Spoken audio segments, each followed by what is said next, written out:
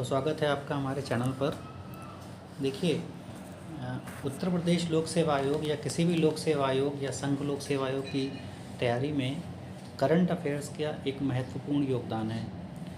Current affairs तैयार करने के लिए मल्टीपल सोर्सेस हमारे पास अवेलेबल हैं, लेकिन उसमें से एक सोर्स है जिसका नाम है घटना चक्र। वो जो पतली वाली किताब आती है घटना चक्र की, वो घटना चक्र एक इम्पॉर्टेंट सोर्स है इसका। ठीक है, तो चलिए हम लोग उसी घटना चक्र का जो बुक है उस बुक को रिवाइज करते हैं, उसके इम्पॉर्टेंट करंट अफेयर्स को नोट डाउन करते हैं। और ये जो करंट अफेयर्स हैं ये है दिसंबर मंथ की। ठीक है, ये जो करंट अफेयर्स हैं वो दिसंबर 2024 मंथ की है। तो इस वीडियो में जो आप करंट अफेयर्स के इम्पॉर्टेंट टॉपिक्स को देखेंगे वो दिसंबर 2024 मंथ के हैं, और इसमें जो न्यूज़ हैं वो इससे 2 महीने पीछे यानी कि अक्टूबर की हैं। ठीक है, किसी भी पत्रिका में 2 महीने का अंतर रहता है कि जिस मंथ में पत्रिका प्रकाशित होती है और उससे 2 महीने पहले की न्यूज़ हम लोगों को मिलती है। तो इसमें जो न्यूज़ है वो अक्टूबर 2024 की है। ठीक है, आज के जो वीडियो हैं इस वीडियो में हम लोग जिस न्यूज़ को कवर करेंगे वो दिसंबर 2024 की हैं। स्टार्ट करते हैं। सबसे पहले हम लोग नेशनल न्यूज़ से।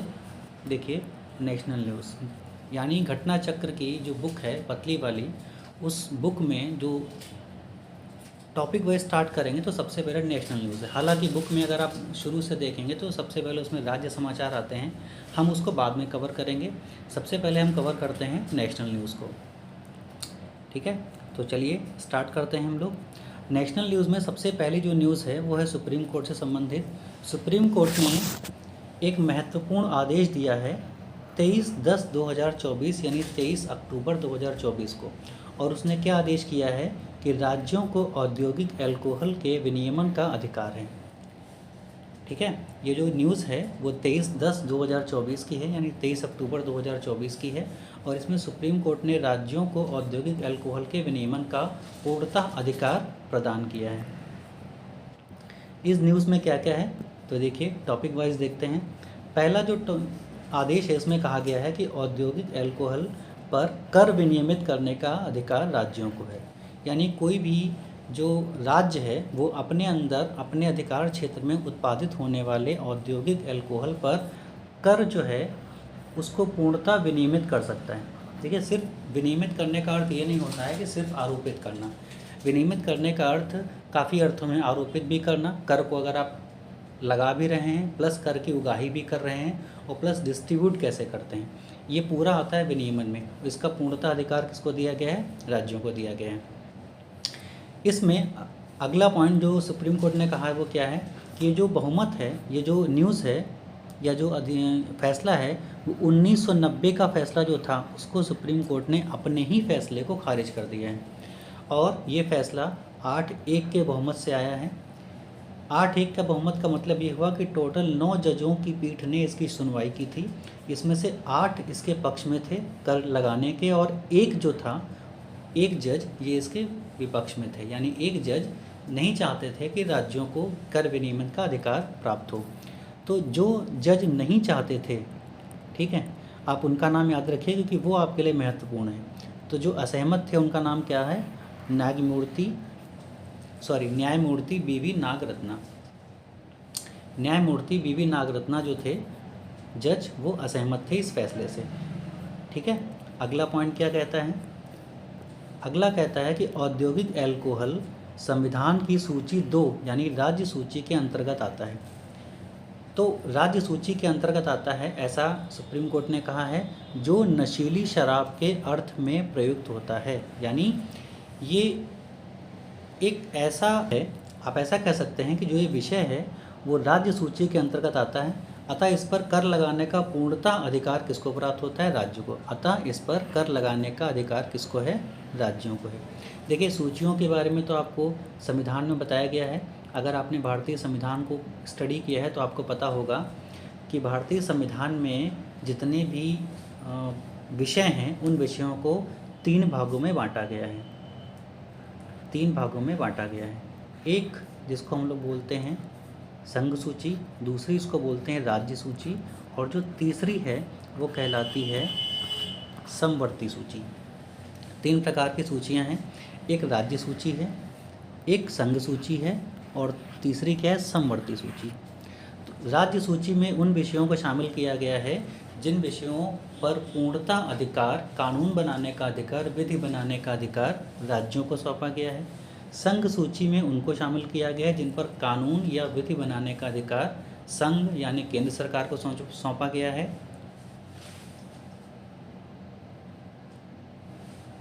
और समवर्ती सूची जो तीसरी है, इस पर जो इनमें जो विषय हैं उस पर अधिकार दोनों को दिया गया है, यानी राज्य भी अपना कानून बना सकते हैं और संघ भी अपना कानून यानी केंद्र भी अपना कानून बना सकता है। बाकी ये तो आप अंडरस्टूड है कि अगर दोनों के कानून अगर आपस में क्लैश करते हैं, टकराते हैं, तो उस पर संघ का कानून ज़्यादा प्रभावी रहेगा। ठीक है, तो ये थी पहली न्यूज़। चलिए अगली न्यूज़ देखते हैं। अगली न्यूज़ क्या है? अगली न्यूज़ है स्टार्स कार्यशाला के बारे में। स्टार्स कार्यशाला ये सबसे पहले देखते हैं आयोजित कहाँ हुई। ये भोपाल मध्य प्रदेश में आयोजित हुई 30 सितंबर से 1 अक्टूबर 2024 के मध्य।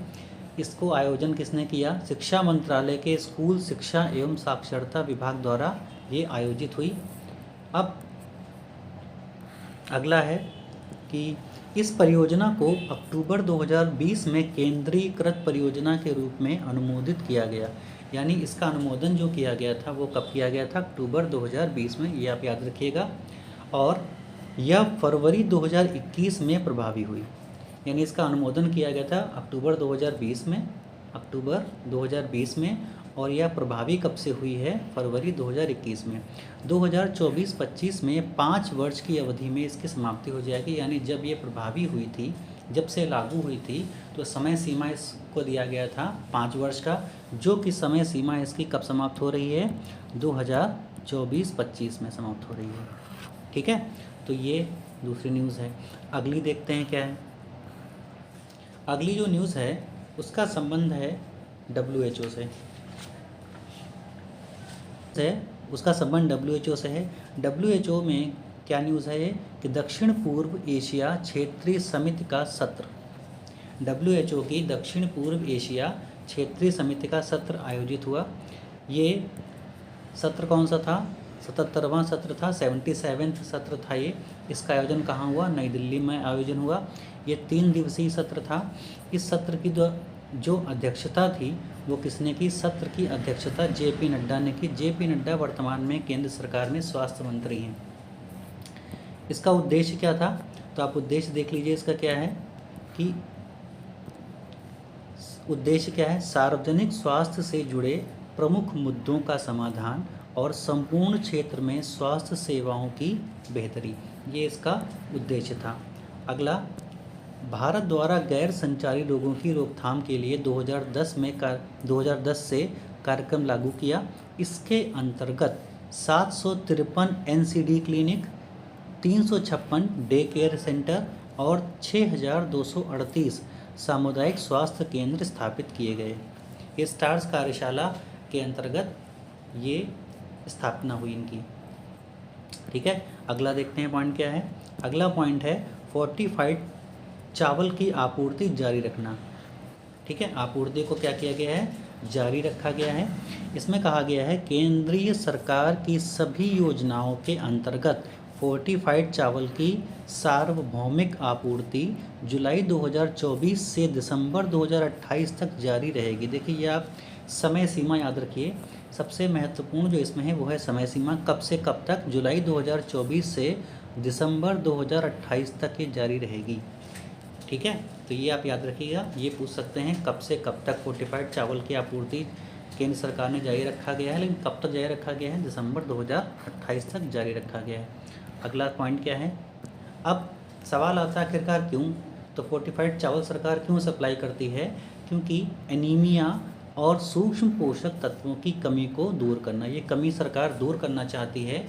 अनीमिया का अर्थ होता है खून की कमी, तो इसको दूर करने का सरकार का इरादा है। इस वजह से फोर्टिफाइड चावल की आपूर्ति वो जारी रखना चाहती है। यह परियोजना पूर्णतः 100% वित्त पोषित है। किसकी? केंद्र की।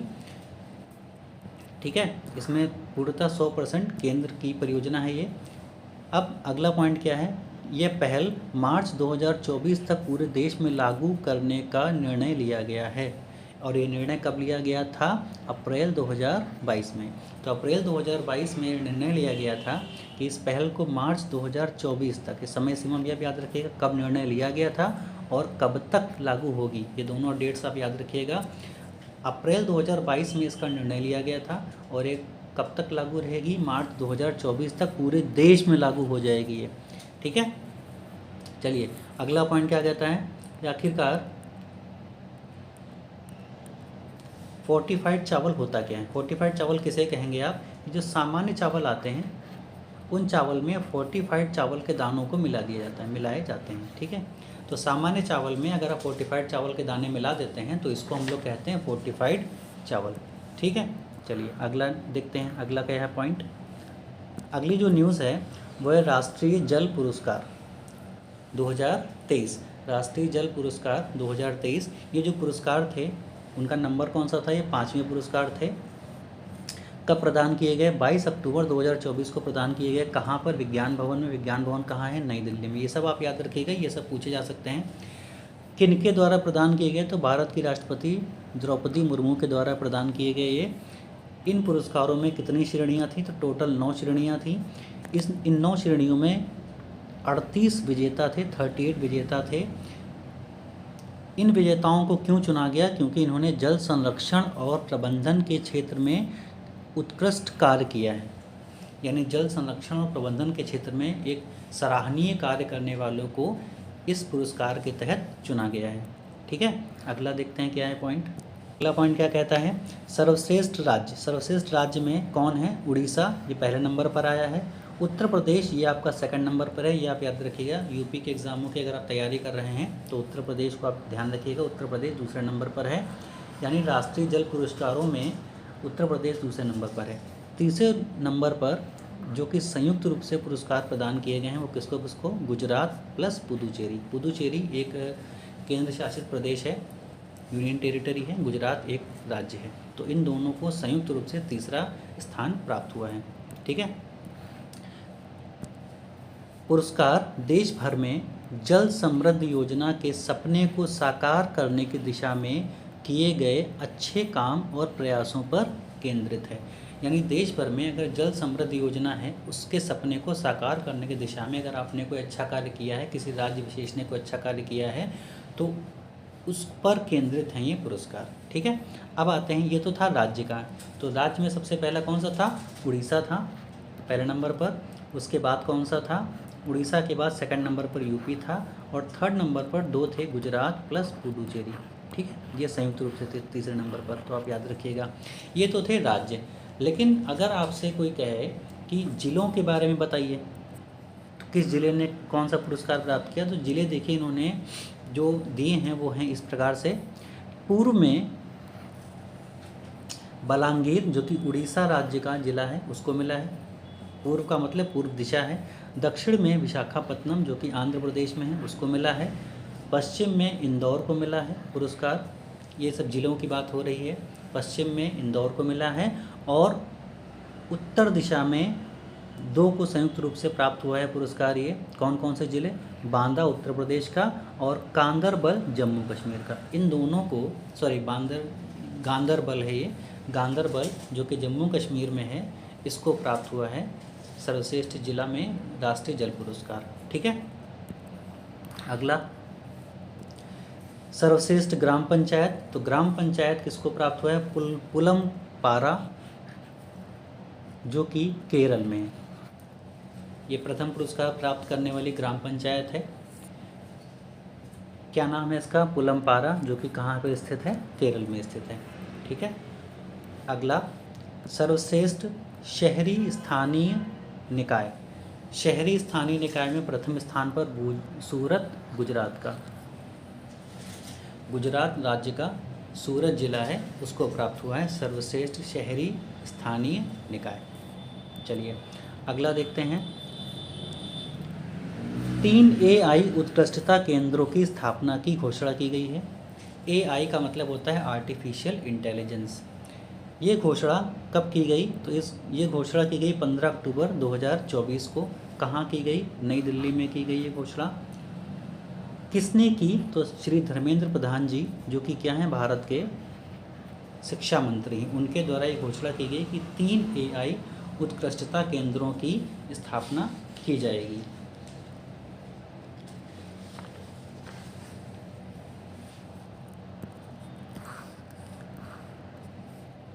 चलिए अगला पॉइंट, ये जो उत्कृष्टता केंद्र हैं इनका क्षेत्र क्या होगा? स्वास्थ्य सेवा, कृषि और टिकाऊ शहर, ये 3 क्षेत्र होंगे। इनकी अवधि कब से कब तक? तो 2023-24 से 2027-28 तक रहेगी, ये इनकी अवधि है। इस अवधि में ये स्थापित किए जाएंगे। इनकी कुल लागत कितनी रहेगी? तो कुल लागत रहेगी 990 करोड़ रुपए। ये बजट प्रदान किया गया है इनको।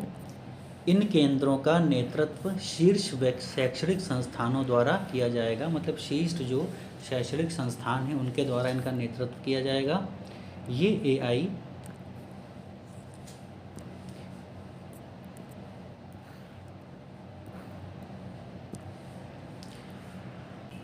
AI देश में स्टार्टअप इकोसिस्टम को प्रोत्साहन देंगे। अगला, स्वास्थ्य सेवा में उत्कृष्टता केंद्र का नेतृत्व, देखिए ये इम्पोर्टेंट है, नेतृत्व कौन कौन करेगा ये आपके लिए ज़्यादा ज़रूरी है। तो IIT दिल्ली पहला है, IIT दिल्ली और एम्स द्वारा किया जाएगा। स्वास्थ्य सेवा में, है ना, स्वास्थ्य सेवा में जो उत्कृष्टता केंद्र है, जो आर्टिफिशियल इंटेलिजेंस सेंटर है, उसका नेतृत्व कौन करेगा, उसकी लीडरशिप कौन करेगा? IIT दिल्ली और एम्स करेगा। ठीक है, दूसरा देखिए, कृषि में कौन करेगा? IIT रोपड़ करेगा। और टिकाऊ शहरों में उत्कृष्टता केंद्र का नेतृत्व कौन करेगा? IIT कानपुर। देखिए IIT कानपुर को आप याद रखिएगा, क्योंकि ये हमारा उत्तर प्रदेश से संबंधित है। तो जो लोग अभी हाल ही में उत्तर प्रदेश PCS या उत्तर प्रदेश का समीक्षा अधिकारी, सहायक समीक्षा अधिकारी एग्ज़ाम की तैयारी कर रहे हैं, उनके लिए ये टॉपिक इम्पोर्टेंट है कि IIT कानपुर करेगा उत्कृष्टता केंद्र। ये किस क्षेत्र का है? टिकाऊ शहरों के क्षेत्र का है। ठीक है, चलिए अगला पॉइंट है, अंतर्राष्ट्रीय औषधि विनियामक प्राधिकरण सम्मेलन। अंतर्राष्ट्रीय औषधि विनियामक प्राधिकरण सम्मेलन, ये जो सम्मेलन है वो कौन से नंबर का है? तो 19वां है। इसका आयोजन 14 से 18 अक्टूबर के मध्य हुआ है। कहाँ पर आयोजन हुआ है इसका? नई दिल्ली में आयोजन हुआ है। और सबसे खास बात जो इसकी याद रखने वाली है वो ये है कि ये सबसे प्रथम बार भारत में आयोजित हुआ है। तो ये आप याद रखिएगा कि पहली बार ये सत्र जो है वो भारत में आयोजित हुआ है। ठीक है, यानी अंतर्राष्ट्रीय औषधि विनियामक प्राधिकरण सम्मेलन जो कि पहली बार आयोजन भारत में हुआ, ये कहाँ पर हुआ है? नई दिल्ली में हुआ है, ये आप याद रखिएगा।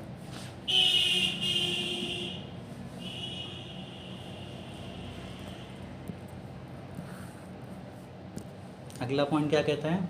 इस कार्यक्रम का आयोजन केंद्रीय औषधि मानक नियंत्रण संगठन CDSCO द्वारा विश्व स्वास्थ्य संगठन के सहयोग से आयोजित किया गया है। यानी इसका जो आयोजन है वो 2 संस्थाओं ने मिलकर किया है, एक WHO प्लस दूसरी कौन सी है? CDSCO। CDSCO ये भारत की संस्था है और WHO ये अंतर्राष्ट्रीय संस्था है। ठीक है, तो इन दोनों संस्थाओं ने मिल करके इसका आयोजन किया है। ठीक है, अगला पॉइंट, इसमें 194 प्लस WHO सदस्य देशों के विनियामक प्राधिकरण, नीति निर्माता और स्वास्थ्य अधिकारी शामिल होंगे। ठीक है, तो इसमें 194 से अधिक, प्लस का मतलब हुआ यहाँ पर अधिक शामिल होंगे, जो ऐसे सदस्य देश जो कि WHO के सदस्य हैं वो इसमें शामिल होंगे। अब इस कार्यक्रम का उद्देश्य क्या है? तो उद्देश्य इतने इम्पोर्टेंट नहीं है, आप पढ़ लीजिए। गुणवत्ता के मुद्दे, विनियामक सुधार, गुणवत्तापूर्ण चिकित्सा उत्पादों तक पहुंच, विनियामक सहयोग और नई और नवीन तकनीकों तक पहुंच पर केंद्रित चर्चाओं को सुविधाजनक बनाना, ये इसका उद्देश्य है। हालांकि उद्देश्य इतने इम्पोर्टेंट नहीं है एग्ज़ाम के लिए, तो हम लोग आगे बढ़ते हैं। अब थोड़ा सा WHO के बारे में जान लेते हैं। WHO UNO की एक एजेंसी है। इसका उद्देश्य अंतर्राष्ट्रीय सार्वजनिक स्वास्थ्य को बढ़ावा देना है। अंतर्राष्ट्रीय सार्वजनिक स्वास्थ्य को बढ़ावा देना है, ये इसका उद्देश्य है। सबसे इम्पॉर्टेंट है इसमें, इसकी स्थापना कब हुई? 7 अप्रैल 1948 को इसकी स्थापना हुई। इसका हेडक्वार्टर्स कहाँ है? इसका जो मुख्यालय है वो कहाँ है? वो है जिनेवा, स्विट्ज़रलैंड में। ठीक है, अगला पॉइंट, इस्पात उत्पादन में हाइड्रोजन के उपयोग हेतु, इस्पात उत्पादन में हाइड्रोजन के उपयोग हेतु एक पायलट परियोजना शुरू की गई है। परियोजनाएं शुरू की गई हैं, पायलट परियोजनाएं शुरू की गई हैं। तो देखिए कितनी योजनाएं शुरू की गई हैं, कितनी परियोजनाएं शुरू की गई हैं? तो 3 पायलट परियोजनाओं को मंजूर किया गया है। मंजूर किसने किया है? केंद्र सरकार ने मंजूर किया है। कब किया है? अक्टूबर 2024 में इनको। ये जो परियोजनाएं हैं वो राष्ट्रीय हरित हाइड्रोजन मिशन के भाग हैं। ये जो परियोजनाएं हैं वो राष्ट्रीय हाइड्रोजन, जो हरित हाइड्रोजन मिशन है उसके भाग हैं। इनका उद्देश्य क्या है? इस्पात निर्माण में हरित हाइड्रोजन का उपयोग करने हेतु उन्नत प्रौद्योगिकी की पहचान करना, ये इसका उद्देश्य है। यानी इस्पात निर्माण में हरित हाइड्रोजन का उपयोग करने हेतु, यानी इस्पात निर्माण में अगर हम किसी प्रकार से हरित ग्रीन हाइड्रोजन का उपयोग कर सकें तो उसके लिए हमें किस प्रकार की टेक्नोलॉजी को इस्तेमाल करना होगा, ये इसका उद्देश्य है। ठीक है, अगला, राष्ट्रीय हरित हाइड्रोजन मिशन, ये क्या होता है? अब क्योंकि हाइड्रोजन मिशन के बारे में बात हुई है तो थोड़ा इसके बारे में बात कर लेते हैं। राष्ट्रीय हरित हाइड्रोजन मिशन ये होता क्या है? इसका शुभारंभ जो है वो 4 जनवरी 2023 को हुआ। इसको वर्ष 2029-30 तक के लिए 19,744 करोड़ रुपए का आवंटन किया गया था। उसको बजट कितना दिया गया था राष्ट्रीय हरित हाइड्रोजन मिशन को? तो ये 4 जनवरी 2023 को इसका शुभारंभ जब हुआ था तो इसको लागू किया गया था 2029-30 तक, और इसको जो बजट दिया गया था वो 19,744 करोड़ रुपए का बजट इसको आवंटित किया गया था। ठीक है, चलिए अगला क्या कहता है? मिशन में अर्थव्यवस्था का डीकार्बोनाइजेशन होगा, जीवाश्म ईंधन पर निर्भरता कम होगी और भारत को हरित हाइड्रोजन में प्रौद्योगिकी,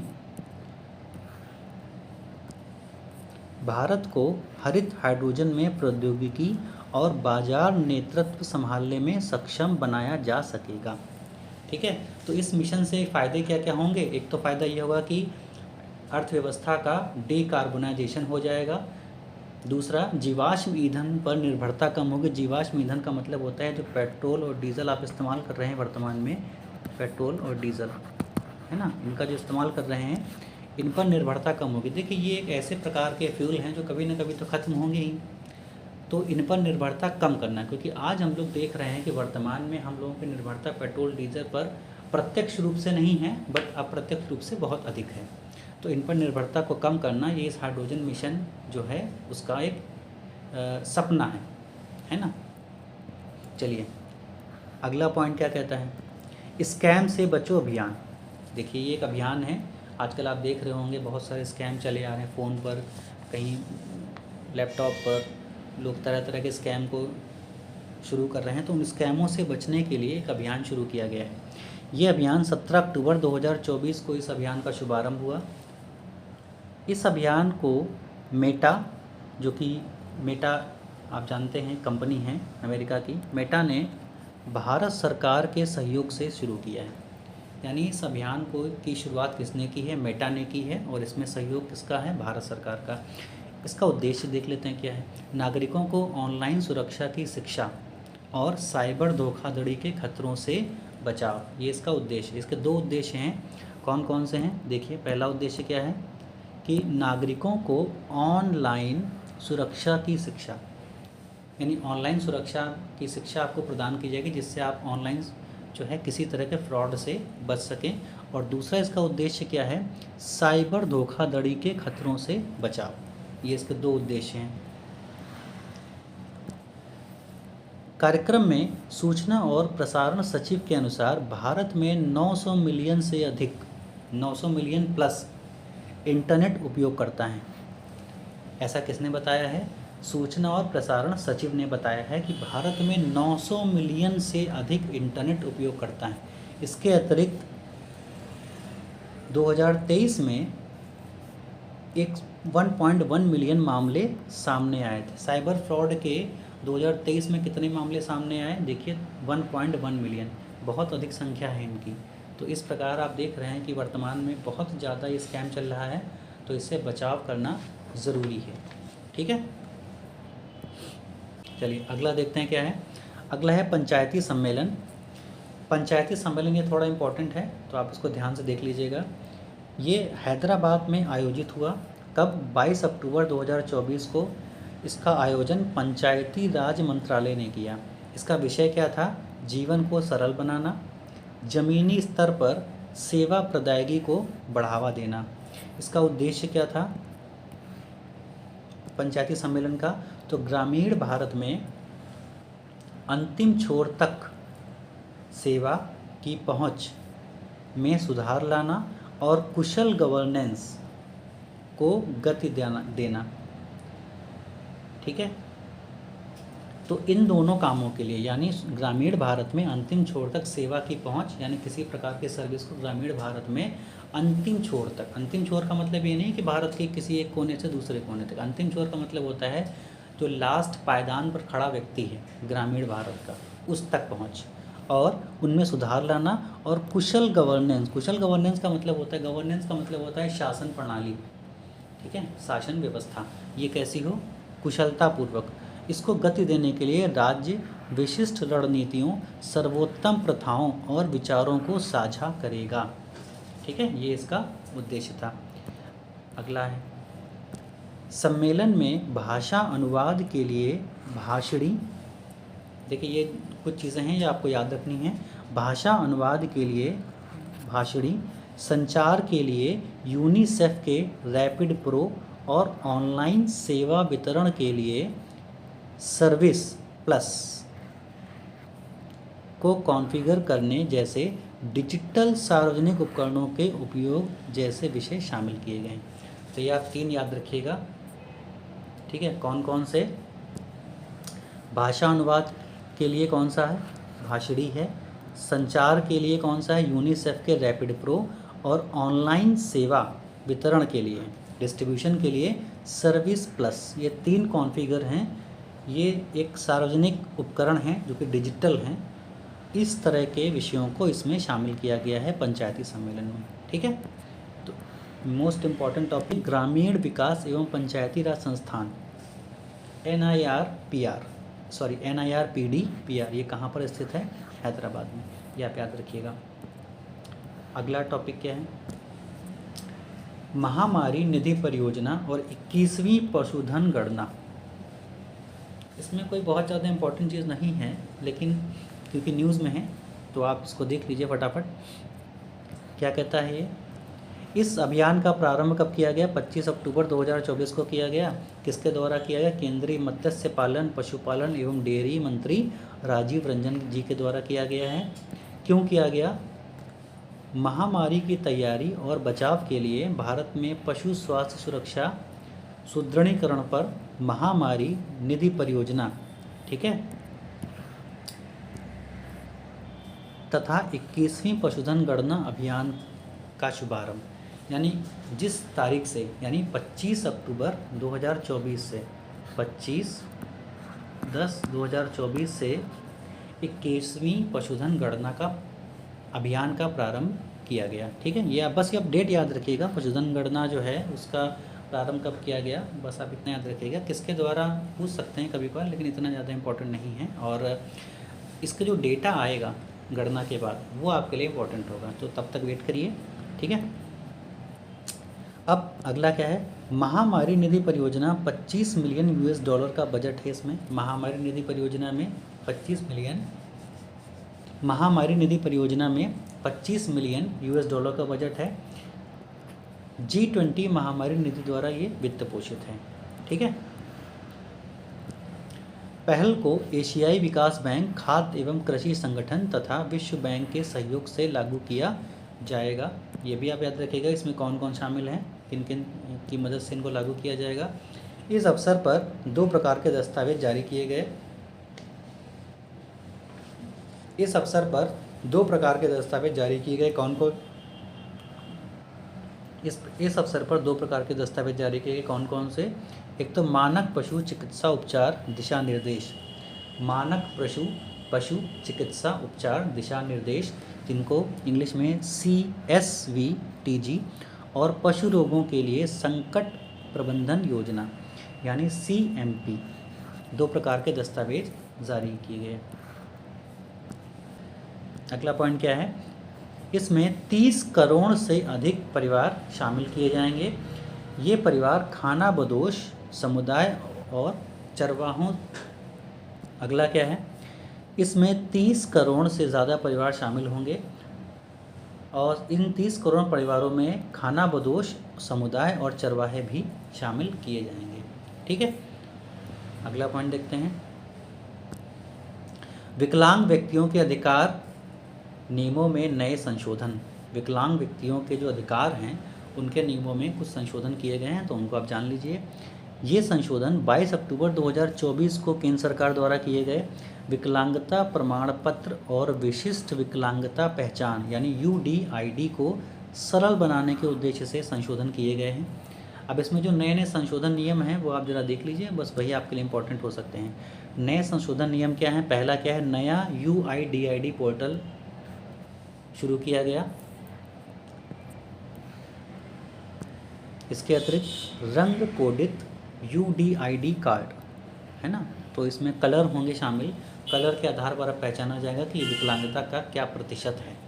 तो विकलांगता के विभिन्न स्तरों को दर्शाने हेतु कुछ कलर्स डाले गए हैं, जैसे 40% से कम सफ़ेद रंग। अगर 40% से कम विकलांगता है तो उसके लिए जो कार्ड आप प्रदान किए जाएंगे वो कौन से होंगे? सफ़ेद रंग के होंगे। 40 से 70% में पीला रंग होगा, पीले रंग के कार्ड होंगे। और 80% से अधिक वाली अगर विकलांगता है तो उसके लिए आपको नीला रंग प्रदान किया जाएगा। ठीक है। समय सीमा क्या है? चिकित्सा अधिकारियों के लिए 3 माह की समय सीमा निर्धारित की गई है। क्यों निर्धारित की गई है? क्या करने के लिए? विकलांगता प्रमाण पत्र और UDID जारी करने के लिए। यानी पहले की भांति आप इस प्रकार के प्रमाण पत्र को जारी करने के लिए लंबा इसको टाल नहीं सकते हैं कि आप 6 महीने बाद आइए, जो कि सरकारी महकमा करता है ऐसा। लेकिन अब इस प्रकार के लंबित नहीं किया जा सकता इस प्रकार के प्रमाण पत्र को जारी करने के लिए, तो अतः एक समय सीमा निर्धारित कर दी गई है। अगला देखिए, ये संशोधन दिव्यांग व्यक्तियों के अधिकार अधिनियम 2016 की धारा 100 की उपधारा 1 और 2 द्वारा प्रदत्त अधिकारों द्वारा किया गया है। ठीक है, तो ये संशोधन आप देख लीजिए कैसे किया गया, ये इतना इम्पोर्टेंट नहीं है, बस आप इसको पढ़ लीजिएगा एक बार। तो अब राष्ट्रीय विषय समाप्त हो चुका है। अब जो स्टार्ट करने जा रहे हैं वो है आर्ट एंड कल्चर। तो आर्ट एंड कल्चर में क्या क्या चीज़ें इस माह में इम्पोर्टेंट रही, न्यूज़ में रही, वो आप देख लीजिए।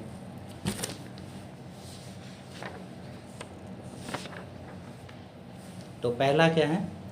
पहला है NMHC के विकास को मंजूरी दी गई है।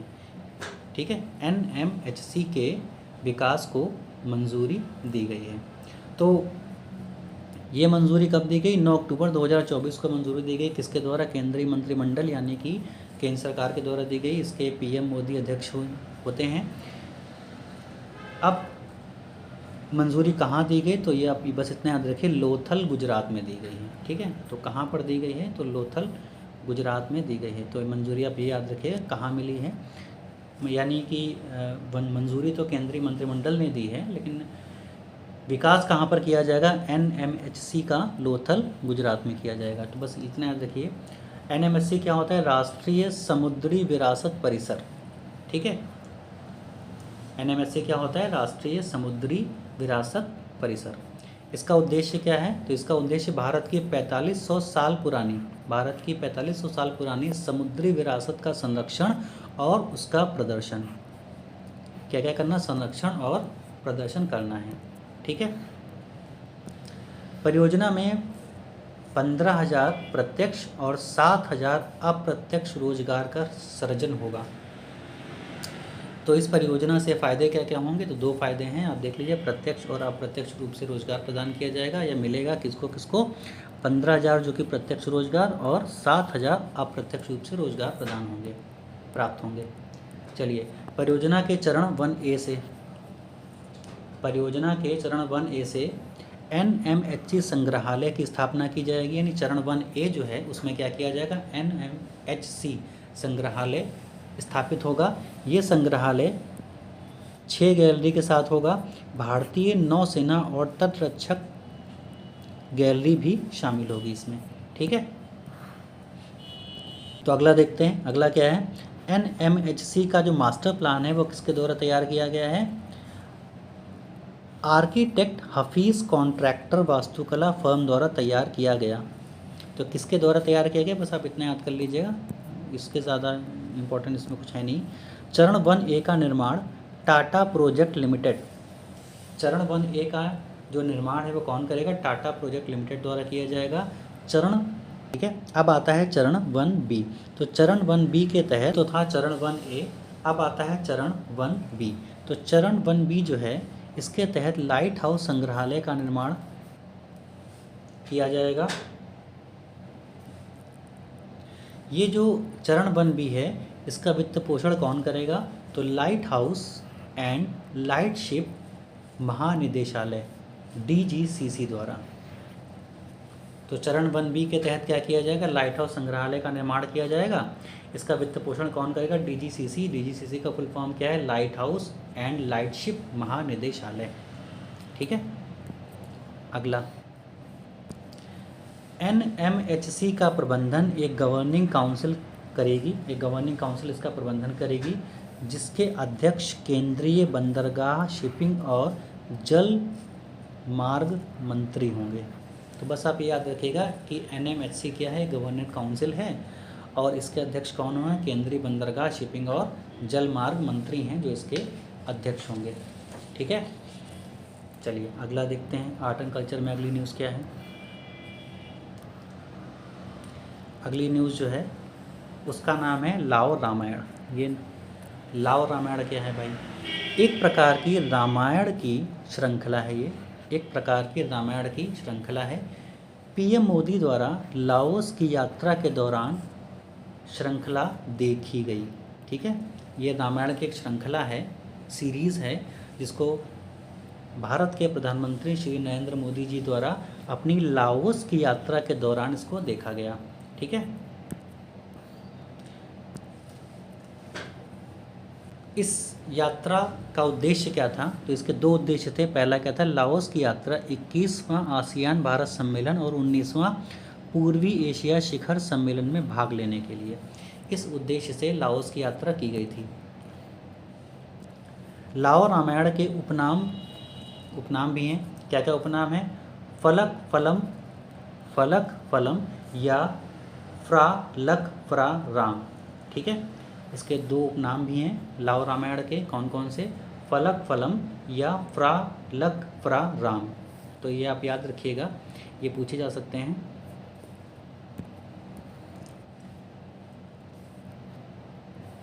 एक न्यूज़ और है इम्पोर्टेंट, वो आप देख लीजिए। ASI, भारत की जो ASI है,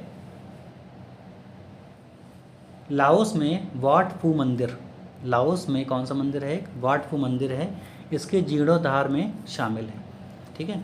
तो भारत का जो ASI है वो लाओस में वाट फू मंदिर है, उस मंदिर के जीर्णोद्धार में शामिल है ये। चलिए अगला देखते हैं, ब्राह्मी अभिलेख के साक्ष्य प्राप्त हुए हैं। तो भाई ब्राह्मी अभिलेख साक्ष्य कहाँ प्राप्त हुए हैं? देख लीजिए। आंध्र प्रदेश के पलनाडु जिले के धरणी कोटा गांव में, आंध्र प्रदेश के पलनाडु जिले, ठीक है, और उसमें गांव कौन सा है? धरणी कोटा। इस गांव में जुताई के समय, ये जुलाई नहीं है, जुताई है, जुताई के समय खंडित एक शिलालेख प्राप्त हुआ है।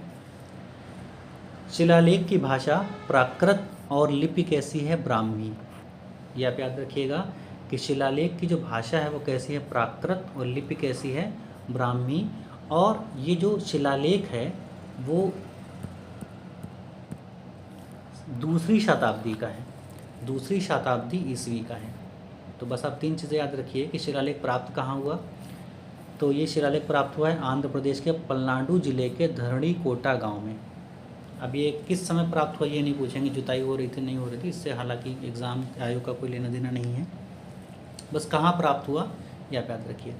अब दूसरी चीज़ आपको जो याद रखने वाली है वो क्या है, शिलालेख की भाषा कैसी है, प्राकृत है, लिपि कैसी है, ब्राह्मी है, और ये शिलालेख दूसरी शताब्दी से संबंधित हैं, ईस्वी के हैं। शिलालेख एक स्मारक स्तंभ पर उत्कीर्ण है, यानी उत्कीर्ण का मतलब खुदे हुए हैं, जिसमें 2 प्रतिष्ठित पुत्रियों को एक परिचारिका के साथ दिखाया गया है। जिसमें 2 प्रतिष्ठित पुत्रियों को एक परिचारिका का मतलब होता है नौकर, एक प्रकार से जो पुराने ज़माने में राजाओं के समय में जब उनकी पुत्रियाँ उनकी पत्नियाँ होती थी तो उनके साथ जो चलती थी, जैसे रानी कहीं जा रही हैं या उनकी पुत्रियाँ राजा की कहीं जा रही हैं तो उसके साथ में जो लेडीज़ फीमेल और होती थी उनको कहा जाता था परिचारिका। ठीक है, तो 2 परिचारिकाओं को जिसमें 2 प्रतिष्ठित पुत्रियों को एक परिचारिका के साथ, 2 पुत्रियां हैं और एक परिचारिका है। ठीक है, अगला क्या है, ब्राह्मी लिपि देवनागरी, बंगाली, तमिल, मलयालम सहित अन्य भारतीय लिपियों की नींव है। यानी देवनागरी लिपि से ही बंगाली, तमिल, मलयालम ये सब भाषाएं या ये सब लिपियां निकल के आई हैं, अतः इसको नींव कहा जाता है। यानी इसी से इनका विकास हुआ है। देवनागरी लिपि से ही बंगाली, तमिल, मलयालम लिपियों का, आदि लिपियों का विकास हुआ है। ठीक है, अगला, ब्राह्मी लिपि भारत में विकसित दूसरी सबसे प्रारंभिक लिपि है। तो ब्राह्मी लिपि जो है वो भारत में विकसित दूसरी सबसे प्रारंभिक लिपि है। देखिए दूसरी है ये, अगर दूसरी सबसे प्रारंभिक लिपि है तो पहली फिर कौन सी है, तो पहली कौन सी है, सिंधु लिपि। तो ये आप याद रखिए, ये पूछ सकते हैं। ब्राह्मी लिपि पहली बार पढ़ी कब गई, 1837 में पढ़ी गई। किसके द्वारा पढ़ी गई थी, जेम्स प्रिंसेप द्वारा। ठीक है, तो जेम्स प्रिंसेप द्वारा पहली बार ब्राह्मी लिपि पढ़ी गई। कब पढ़ी गई, 1837 में।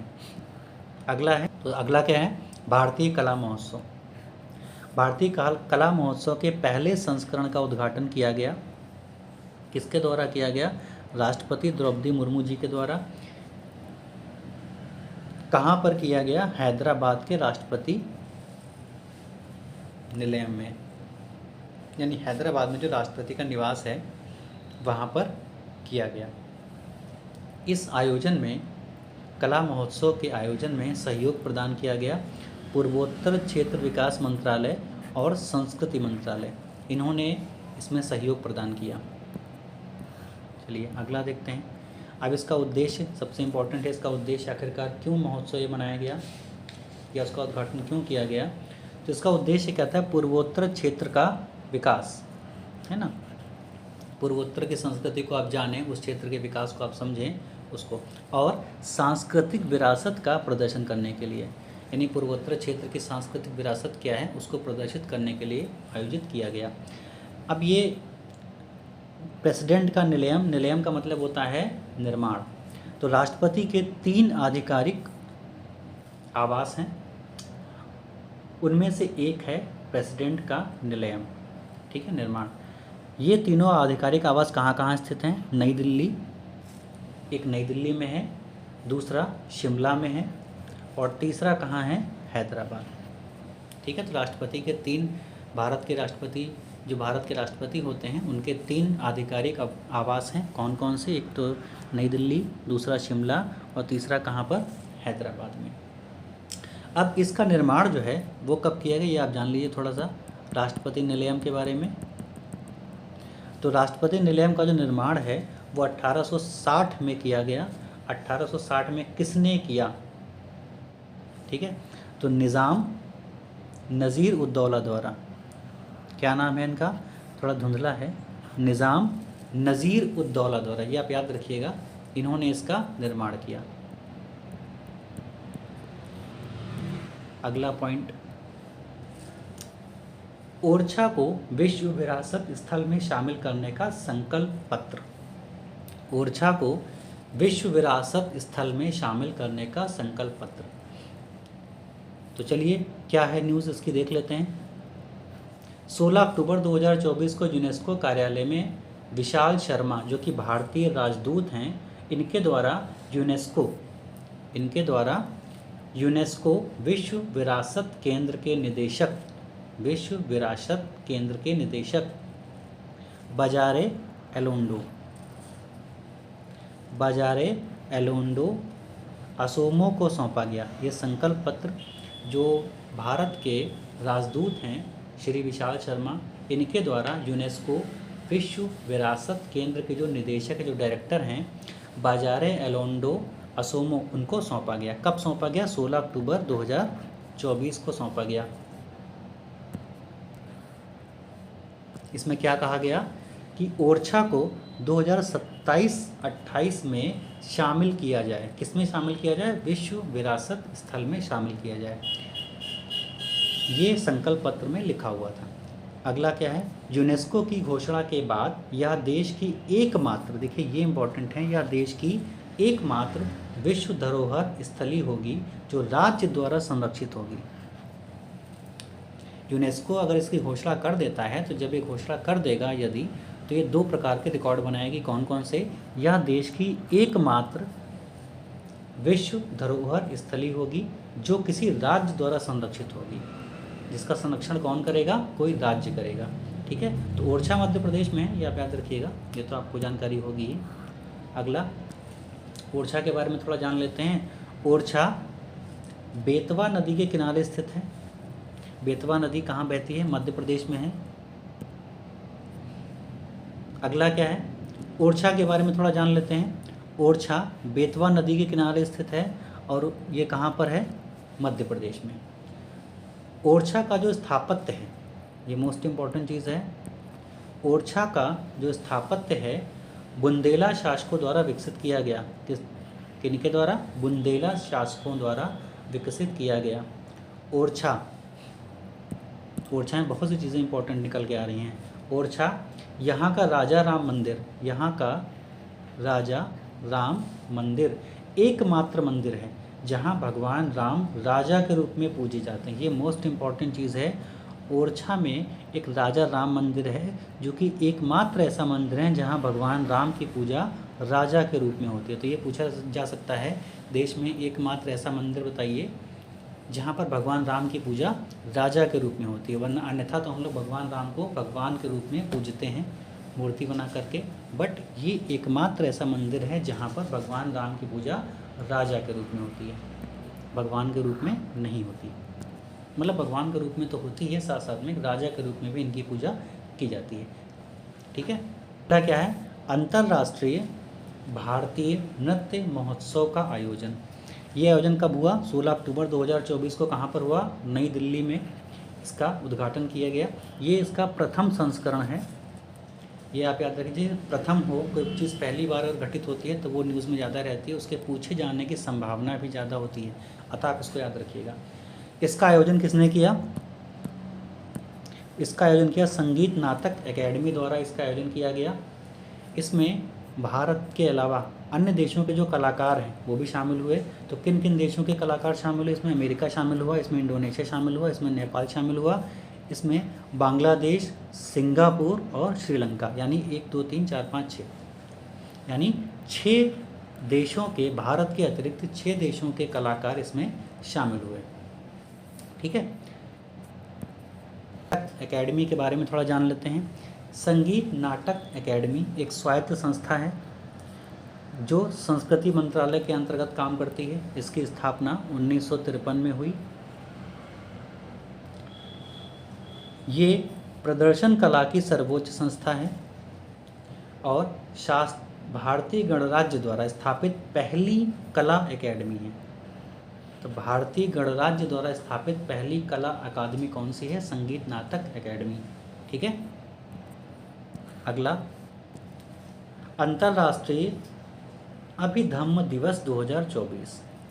17 अक्टूबर 2024 को नई दिल्ली में पीएम मोदी द्वारा संबोधित हुआ। इस दिवस का संबोधन किसने किया? श्री नरेंद्र मोदी जी द्वारा, जो कि भारत के प्रधानमंत्री हैं। कब किया? 17 अक्टूबर 2024 को।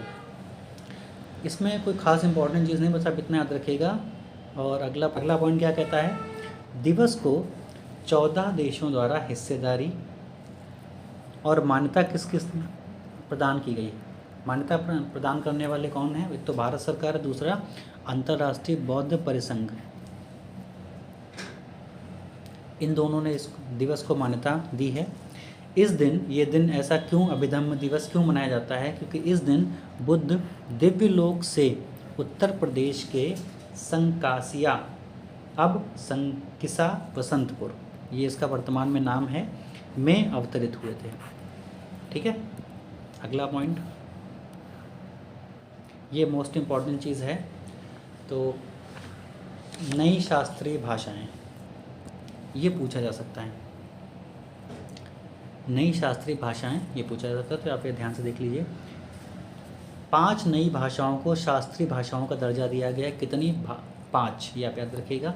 किसने दिया? केंद्रीय मंत्रिमंडल ने दिया। कब दिया? 3 अक्टूबर को दिया। ये सब डेट्स हैं, आप याद रखिएगा। तो कौन कौन सी भाषाएं हैं जिनको शास्त्रीय भाषाओं का दर्जा प्राप्त हुआ? तो पहली है मराठी, दूसरी है बंगाली, तीसरी है असमिया, चौथी है पाली और 5वीं कौन सी है? प्राकृत। तो इन भाषाओं को शास्त्रीय भाषाओं का दर्जा दिया गया।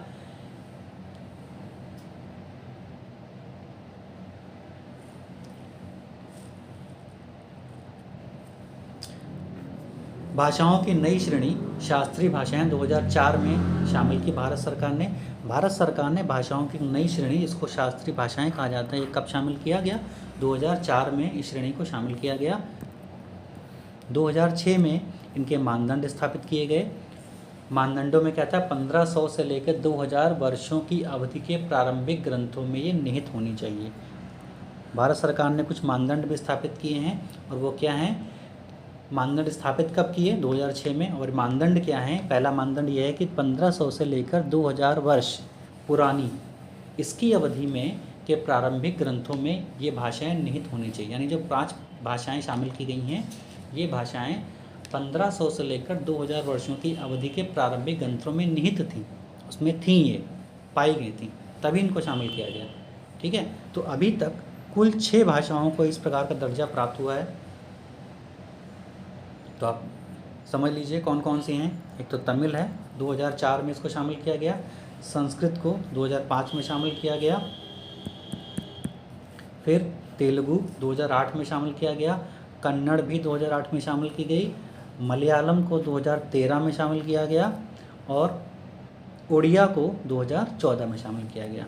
ठीक है, तो कुल 6 भाषाएं हो जाती हैं। अगला, कला प्रदर्शनी silent convention from margins to the centre.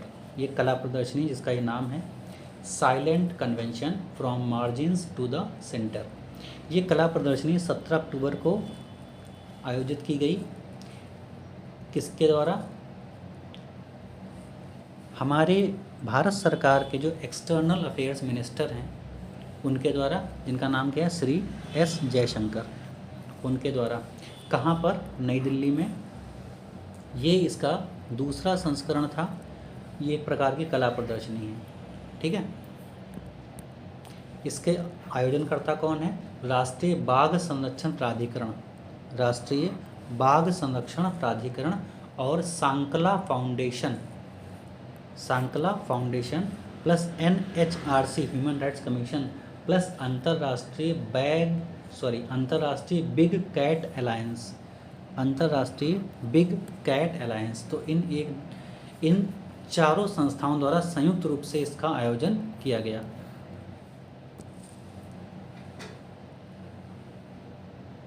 इस अवसर पर एक पत्रिका और एक पुस्तक का विमोचन किया गया। पुस्तक का नाम है हिडन ट्रेजर्स, इंडियाज़ हेरिटेज इन टाइगर रिजर्व्स।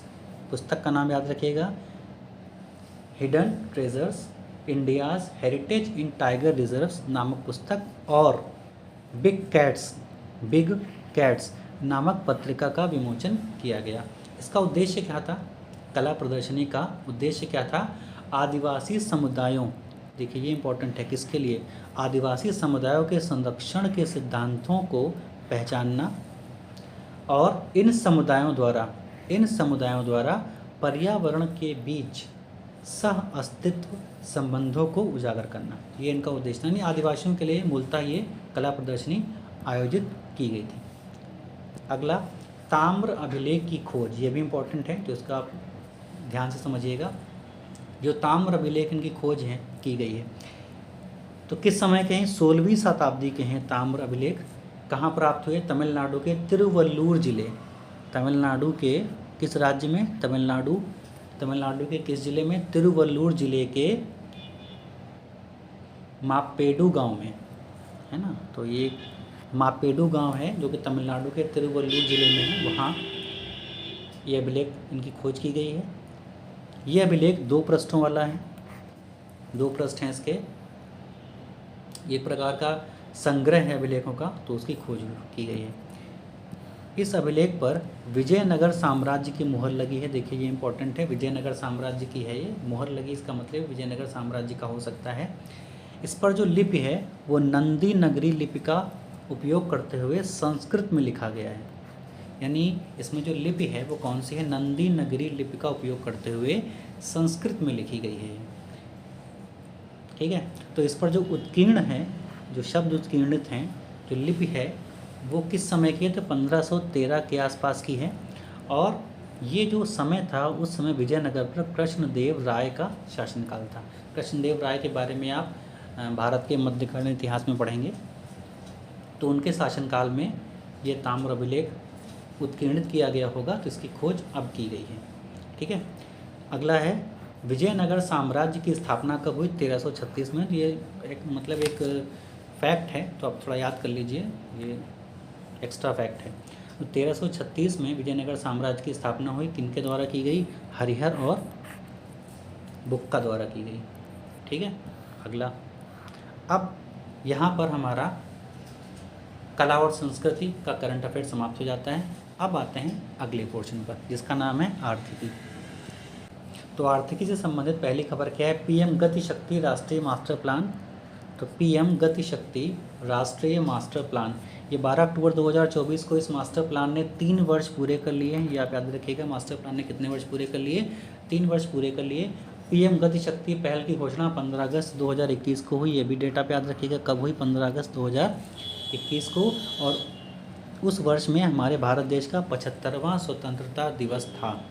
ठीक है, इस पहल को मल्टी नोडल कनेक्टिविटी में बदला गया। कब बदला गया, 13 अक्टूबर को। तो डेट आप याद रखिएगा कि इस पहल को मल्टी नोडल कनेक्टिविटी में कब बदला गया, 13 अक्टूबर को।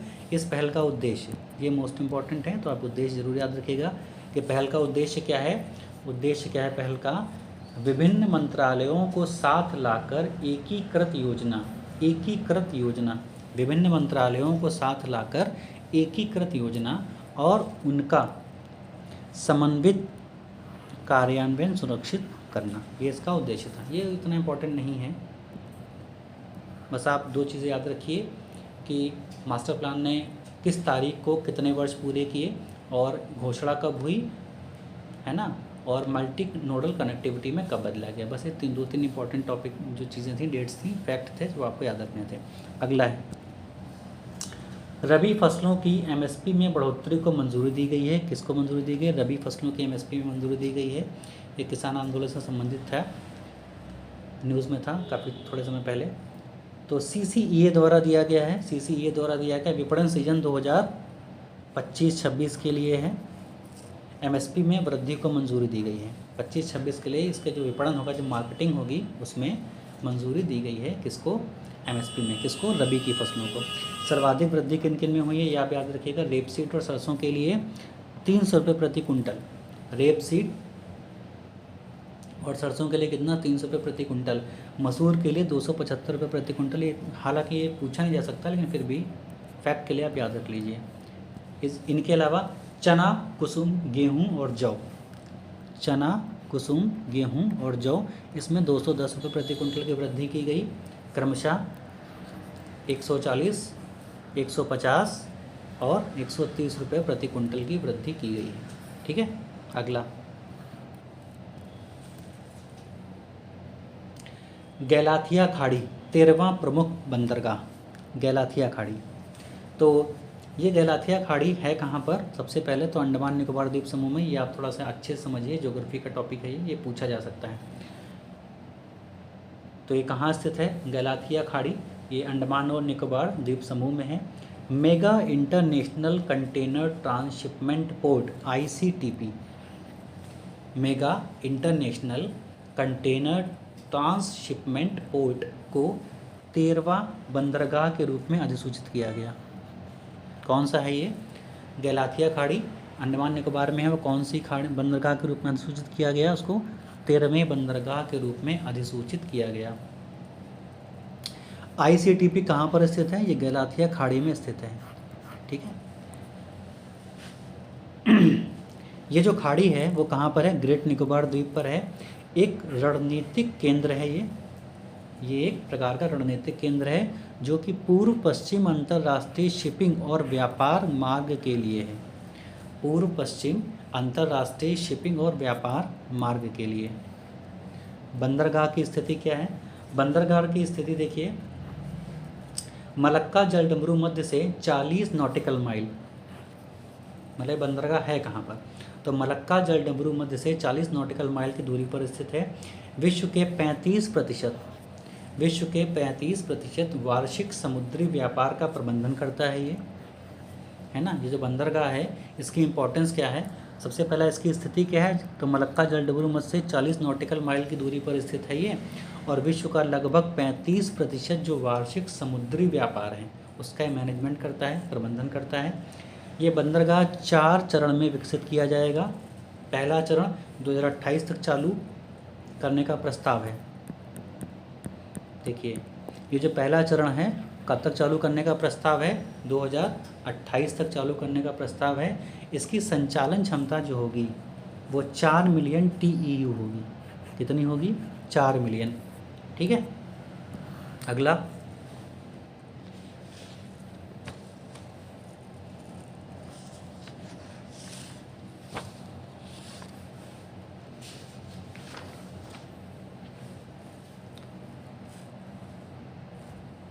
पॉइंट क्या कहता है?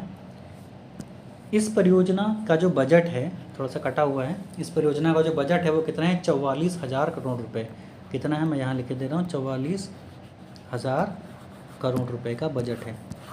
ये जो परियोजना है गैलाथिया खाड़ी का, उसकी जो 4 चरणों में जो विकसित किया जाएगा बंदरगाह, उस बंदरगाह का जो कुल बजट है वो कितना है?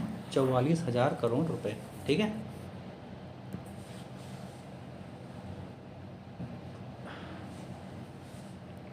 अगला देखते हैं। अगला क्या है?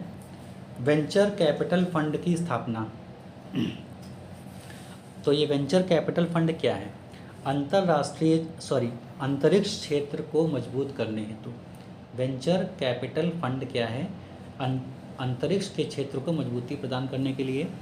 इसका बजट कितना है? 1,000 करोड़ रुपए का इसका बजट है। इस फंड का संचालन कौन करेगा? तो IN स्पेस का फुल फॉर्म क्या है? Indian national space promotion and authorisation centre. ठीक है, ये इसका फुल फॉर्म है। अंतरिक्ष क्षेत्र में निजी क्षेत्र की भागीदारी को प्रोत्साहित करना। अंतरिक्ष के क्षेत्र में निजी क्षेत्र की भागीदारी, तो अंतरिक्ष के क्षेत्र में अगर निजी क्षेत्र की भागीदारी को प्रोत्साहित करना है तो उसके उद्देश्य से इस फंड का संचालन किया जाएगा। ठीक है। फंड का उपयोग अगले 5 वर्षों में किया जाएगा, है ना। प्रत्येक वर्ष 150 से 250 करोड़ रुपए का खर्च स्टार्टअप को किया जाएगा। प्रत्येक वर्ष 150 से लेकर के 250 करोड़ रुपए का खर्च स्टार्टअप्स को दिया जाएगा, जिसके वो इसका संचालन कर सकें और स्टार्टअप को आगे बढ़ा सकें। अंतरिक्ष अर्थव्यवस्था का लक्ष्य 2033 तक $44 बिलियन का है। जो अंतरिक्ष अर्थव्यवस्था है उसका लक्ष्य क्या है कि 2033 तक कितना? $44 बिलियन का लक्ष्य है। $44 बिलियन ये इसका लक्ष्य है। बड़ा भारी भरकम लक्ष्य है। अगला है भारत का विदेशी मुद्रा भंडार पहली बार $700 बिलियन के पार गया। मोस्ट इम्पॉर्टेंट है, पहली बार $700 बिलियन के पार गया। ये किसने बताया? आरबीआई ने बताया। कब बताया? 5 अक्टूबर 2024 को। यह 27.59 या 27.59 बिलियन डॉलर से बढ़कर 704.885 बिलियन यूएस डॉलर पर आ गया है। कब आया? 27 सितंबर को। तो ये आप याद रखिएगा।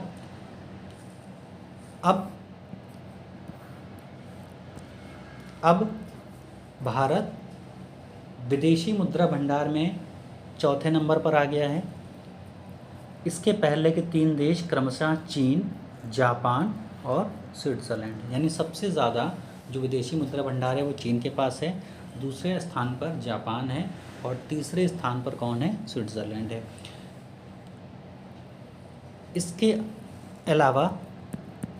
इसके अलावा भारत के विदेशी मुद्रा परिसंपत्तियों में वृद्धि हुई है। कितनी वृद्धि हुई है? एक 10.4 बिलियन डॉलर की वृद्धि हुई है और सोने के भंडार में 2 बिलियन यूएस डॉलर की वृद्धि हुई है। ठीक है।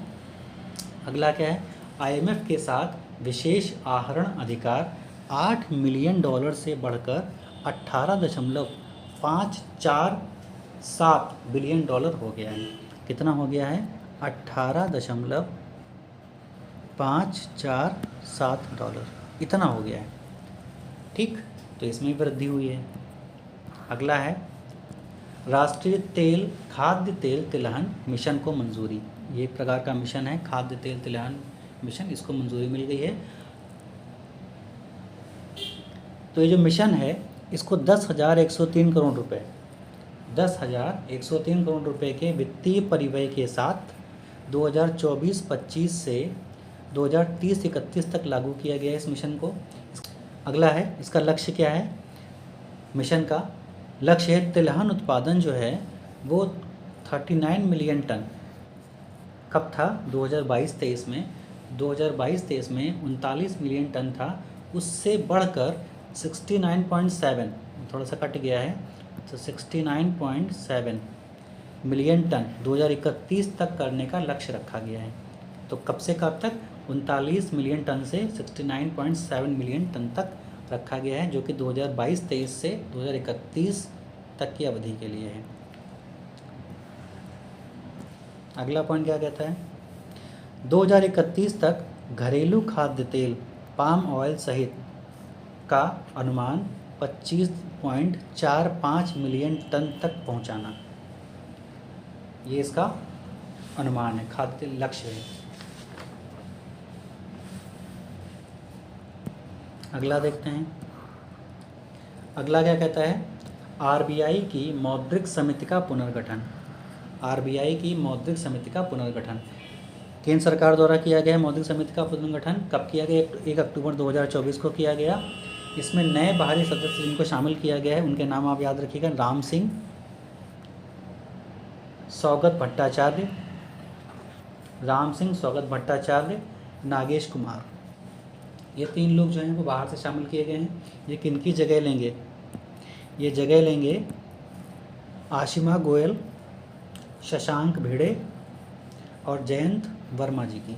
इनकी ये जगह लेंगे। इनका कार्यकाल कितने वर्ष का होगा? 4 वर्ष का होगा। ये दोबारा नियुक्ति के लिए विचाराधीन नहीं होंगे। समिति के अन्य 3 सदस्य, 3 बाहर से शामिल किए गए हैं और 3 अन्य सदस्य कौन कौन से हैं इनका आप याद रखिएगा। एक तो शक्तिकांत दास हैं। शक्तिकांत दास जो हैं वो वर्तमान में आरबीआई के गवर्नर हैं। माइकल देवव्रत पात्रा जो कि डिप्टी गवर्नर है आरबीआई के, और राजीव रंजन। कौन? राजीव रंजन। ये 3 अन्य सदस्य हैं। इस समिति में कुल 6 सदस्य होते हैं, जिसमें से 3 बाहरी होते हैं और 3 आरबीआई के सदस्य होते हैं। ठीक है, तो कुल हो गए 6 बाहरी सदस्य और आरबीआई के सदस्य। सभी का कार्यकाल कितने वर्ष का होता है? 4 वर्ष का होता है। ये मौद्रिक नीति समिति उर्जित पटेल समिति की सिफारिश पर आधारित है। इसकी स्थापना नीति समिति की स्थापना 2016 में हुई थी। आरबीआई अधिनियम 1934 से हुई थी। आरबीआई अधिनियम 1934 से। ठीक है। अगला है भारत की जीडीपी वृद्धि दर। आईएमएफ ने इसके बारे में एक रिपोर्ट जारी किया है। आईएमएफ द्वारा जारी विश्व आर्थिक परिदृश्य IMF द्वारा जारी विश्व आर्थिक परिदृश्य रिपोर्ट है वो कब जारी की गई? 22 अक्टूबर 2024 को। इसमें क्या कहा गया है? इसमें कहा गया है 31 मार्च 2025 तक। कब तक? 31 मार्च 2025 तक चालू वित्त वर्ष के लिए भारत की जो GDP वृद्धि दर है, भारत की GDP वृद्धि दर कितनी अनुमान लगाई है? 7%। तो ये आप पॉइंट याद रखिएगा, ये इंपॉर्टेंट पॉइंट है। 31 मार्च 2025 तक के लिए चालू वित्त वर्ष के लिए भारत की GDP वृद्धि दर का अनुमान 7% लगाया गया है। या किसने लगाया? IMF ने। अब थोड़ा IMF के बारे में भी जान लेते हैं।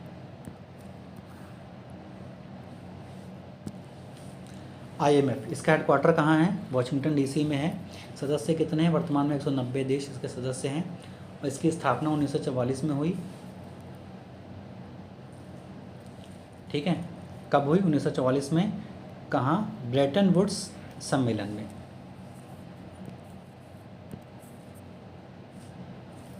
नेक्स्ट,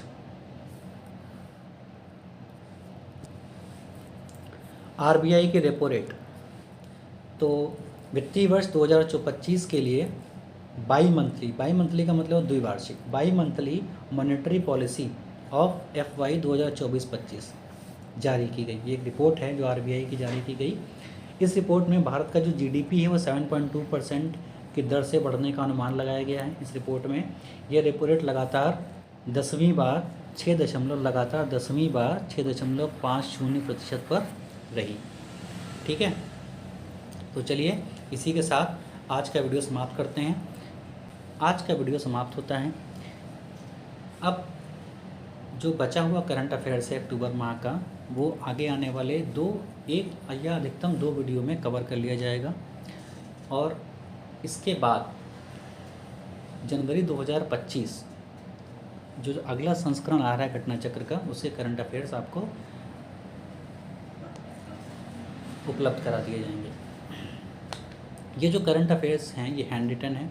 अगर किसी स्टूडेंट को इन हैंड रिटन नोट्स की आवश्यकता हो तो वो डिस्क्रिप्शन में दिए गए टेलीग्राम लिंक को ज्वाइन कर ले, या डिस्क्रिप्शन में दिए गए जो नंबर है उस पर डायरेक्ट व्हाट्सएप करके करंट अफेयर्स के नोट्स को डाउनलोड कर सकता है।